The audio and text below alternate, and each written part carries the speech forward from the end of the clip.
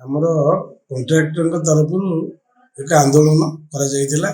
ତାର କାରଣ ହେଉଛି ସରକାରଙ୍କର ଯେଉଁ ନୀତି ପ୍ରଣୟନ କରିଛନ୍ତି 3/1/2026 ତାରି ବିରୁଦ୍ଧରେ।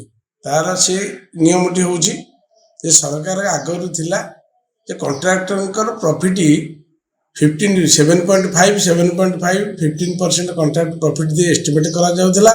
ଏଷ୍ଟିମେଟ୍ କରାଯାଇ ତାକୁ 100 ଟଙ୍କାରେ ପରିଣତ କରାଯାଉଥିଲା। ସେଠି ଗୋଟେ କ୍ୟାପିଂ କରାଯାଇଥିଲା ଯେ କଣ୍ଟ୍ରାକ୍ଟର ପ୍ରଫିଟ୍ ପର୍ଯ୍ୟନ୍ତ ଯେ ତମେ କମ୍ପିଟେଟିଭ୍ କରିପାରିବ, ଲେସ୍ କରିପାରିବ, ତା ତଳକୁ ଗଲେ ତୁମର କଣ୍ଟ୍ରାକ୍ଟରଙ୍କର କାମ ହେଇପାରିବ ନାହିଁ।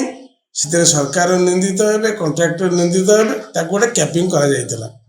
ବର୍ତ୍ତମାନର ସରକାର ସେ କ୍ୟାପିଂ ୱିଡ୍ର କରିଦେଲେ।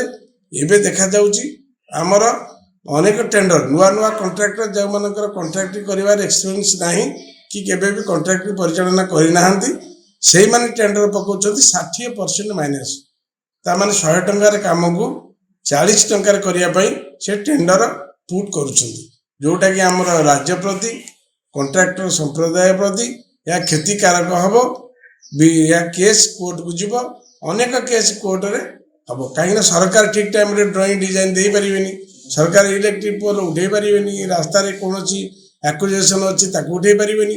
ସେଇ ବାହାନାରେ କଣ୍ଟ୍ରାକ୍ଟର ମାନେ ଯାଇ କେସ୍ କରିବେ, ଯାହାଦ୍ୱାରା କି ସରକାର ସେଥିରେ ବିଫଳ ହେବ, ସରକାରଙ୍କ କାମ ଠପ ହେବ, ପ୍ରଗତିରେ ବାଧା ସୃଷ୍ଟି ହେବ, ଓଡ଼ିଶାର କୌଣସି ପ୍ରଗତି ହେଇପାରିବ ନାହିଁ।